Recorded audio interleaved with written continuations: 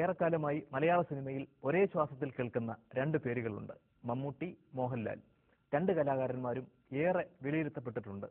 എന്നാൽ പരസ്പരം പരസ്യമായി വിലയിരുത്തി കണ്ടിട്ടില്ല. മോഹൻലാൽ ആ പതിവും തെറ്റിക്കുകയാണ്. മമ്മൂട്ടിയെക്കുറിച്ചും തന്നെക്കുറിച്ചും കൃത്യമായ ചില നിരീക്ഷണങ്ങൾ മോഹൻലാൽ നടത്തുന്നു. നേരെ ചൊവ്വയുടെ രണ്ടാം ഭാഗത്തിലേക്ക്.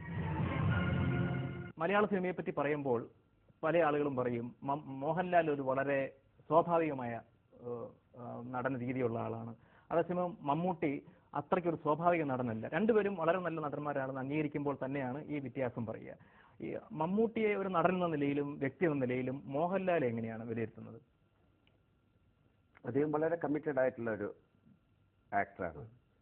വളരെ ഡിസിപ്ലിൻഡ് ആയിട്ടുള്ള ഒരു ആക്ടറായിരുന്നു. അദ്ദേഹത്തിന്റെ ജീവിത രീതിയിലൊക്കെ അത് പ്രതിഫലിക്കുന്നുണ്ട്. ഇപ്പൊ എന്നിടത്ത് തന്നെ അദ്ദേഹം പറഞ്ഞിട്ടുണ്ട്, ഞാനിപ്പോ ഫോർ എക്സാമ്പിൾ അത് പറയുകയാണെങ്കിൽ ഒരു ഡയലോഗ് എഴുതിയ ഡയലോഗ് എനിക്കിഷ്ടമുള്ള രീതിയിലാണ് പറയുന്നത്.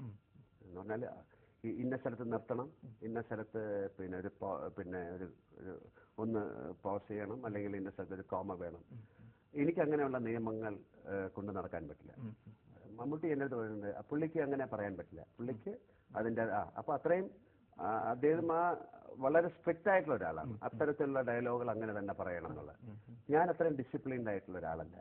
അത് എൻ്റെ അഭിനയത്തിലും ഒക്കെ ഉണ്ടാകാം. അപ്പൊ അതായിരിക്കാം ഒരു പക്ഷേ സ്വാഭാവികത എന്ന് പറയുന്നത്. പുള്ളി വളരെ ഭയങ്കര ഡിസയർ, അതായത് അതിനോട് ആവേശമുള്ള ഒരാളാണ്. നമുക്ക് ആവേശമുണ്ട്, പക്ഷെ ഈ ഇത്തരത്തിലുള്ള വ്യത്യാസം ഉള്ള ആളാണ്. മമ്മൂട്ടി എന്ന് പറയുന്നത് വളരെ പ്ലാൻഡും വളരെ ഈ സിനിമ ഇങ്ങനെ തന്നെ ആകണം എന്ന് വളരെ ശഠിക്കുന്ന ആളാണ്. അദ്ദേഹത്തിന്റെ റോൾ ഏറ്റവും നല്ല ഭംഗിയാക്കണം എന്നൊക്കെ ശഠിക്കുന്ന ആളാണ്. നമുക്കും അങ്ങനെയാണ്, പക്ഷെ ഞാൻ കുറച്ചുകൂടെ ലിബറലാണ്. എങ്കിലും ഏതെങ്കിലും അദ്ദേഹത്തിന്റെ ചില റോളുകൾ കാണുമ്പോൾ ലാലിനെ വളരെ വളരെ നന്നായി എന്ന് തോന്നിയിട്ടുണ്ടോ? അങ്ങനെ ഉണ്ടെങ്കിൽ ഏത് റോളുകളാണ്?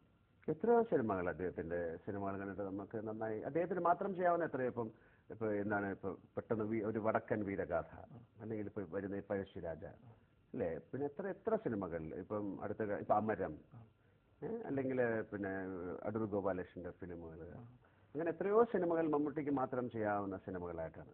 ഞാനും അദ്ദേഹമായിട്ട് ഏതാണ്ട് 50-52 സിനിമകൾ അഭിനയിച്ചിട്ടുണ്ട്. അപ്പോൾ തികച്ചും ഇപ്പൊ വേറൊരാളുമായിട്ട് കമ്പയർ ചെയ്യുമ്പോൾ ഇപ്പൊ എന്നെ മമ്മൂട്ടിയെ ഒരിക്കലും കമ്പയർ ചെയ്ത കാര്യമല്ല. ഞങ്ങൾ രണ്ട് സ്വഭാവമാണ്, രണ്ട് സ്പീഷ്യസ് ആണ്, രണ്ട് കെമിസ്ട്രിയാണ്. അല്ലെങ്കിൽ ഒരു കൗതുകത്തിന് ചോദിക്കുകയാണ് ഞാൻ പറഞ്ഞത്. മമ്മൂട്ടിക്ക് മാത്രം വഴങ്ങുന്ന കഥാപാത്രങ്ങൾ എന്ന് പറയുമ്പോൾ ഏതെങ്കിലും തരത്തിൽ മോഹൻലാലിന് തോന്നുന്നുണ്ടോ അത് മോഹൻലാലിന് വഴങ്ങാത്തതാണ്, അല്ലെങ്കിൽ അതിന് കൂടുതൽ മമ്മൂട്ടിയാണ് യോജിക്കുക എന്ന്? ഇപ്പൊ തികച്ചും ഇത്തരം ഒരു വടക്കൻ വീരഗാഥ എന്നുള്ള സിനിമ എന്നെ വിളിച്ചാൽ ഞാൻ ഒരിക്കലും അഭിനയിക്കില്ല. കാര്യം എന്റെ ശരീരം കാര്യങ്ങൾ അതൊന്നും ഞാൻ പണ്ട് ചെയ്തിട്ടുണ്ട്. കടത്തലാടനമ്പാടി അല്ലെങ്കിൽ പടയോട്ടം എന്നൊക്കെയുള്ള. അപ്പൊ അദ്ദേഹത്തിന് മാത്രം വഴങ്ങുന്ന എത്രയോ കഥാപാത്രങ്ങളുണ്ട്. ഇപ്പൊ നമുക്ക് ചെയ്യാം, അതിപ്പോ നമ്മുടെ തരത്തിൽ ചെയ്യുന്നതേ ഉള്ളൂ. എന്നാലും ഒരു പക്ഷേ ഈ സിനിമ കണ്ടു കഴിയുമ്പോൾ ഇദ്ദേഹമാണ് ഇതിന്, അതുകൊണ്ടാണ് അദ്ദേഹം ആ സിനിമ ചെയ്തത്.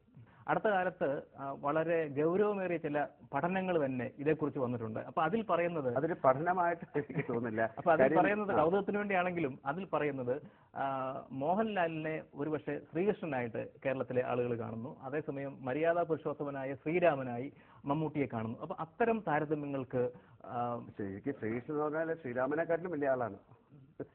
അല്ലല്ല, ശരിക്കുള്ള കാര്യത്തില് ശ്രീകൃഷ്ണൻ എന്ന് പറയുന്ന ആളെ ആൾക്കാരാണ് അത്തരത്തിലുള്ള ഒരു സെക്റ്റിലേക്ക് മാറ്റിയത്. അപ്പൊ അത് ഓരോരുത്തരുടെ പഠനങ്ങളാണ്. മലയാള സിനിമയെ കുറിച്ച് വലിയ പഠനങ്ങളൊന്നും ഉണ്ടായിട്ടില്ല എന്നുള്ള സത്യമാണ്.